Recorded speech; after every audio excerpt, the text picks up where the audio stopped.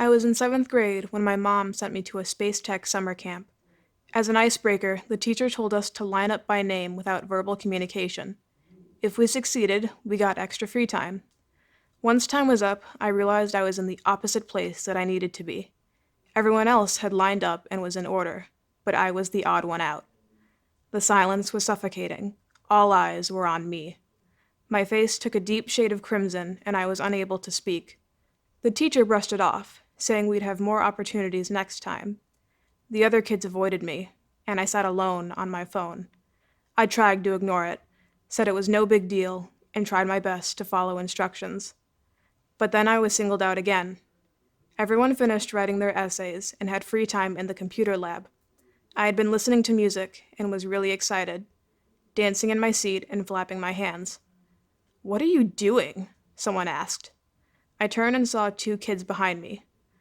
"Oh, just listening to music. It's the theme song for a show I really like," I half stuttered, half mumbled, my voice trailing off. "No, no, like, what are you doing with your hands?" the short one repeated. "Oh, I'm just, I struggled to form a response. They were staring at me again, the music faintly filling the void of silence.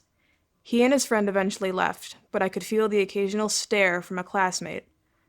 I had recently come to understand that I have autism, or as I saw it, not everyone does what you do.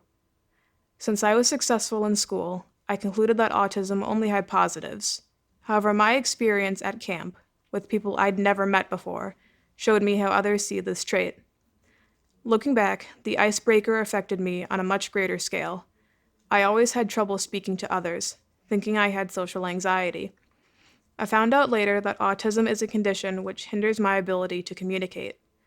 I came out of that camp feeling discouraged, thinking every new person I'd meet would draw attention to my differences. It wasn't until freshman year of high school that I began to realize how little people noticed or cared.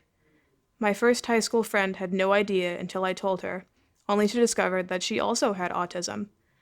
I want to influence others with challenges, and show them that they are loved, that it doesn't matter if they're obsessed with one obscure novel or that they gallop to release energy. I currently volunteer with an organization helping youth with disabilities. We discuss issues such as inclusion and civil rights through a book club. I want to inspire the youth in that club and others with disabilities. I want to show them that their differences aren't obstacles, but skills they can use to excel and succeed.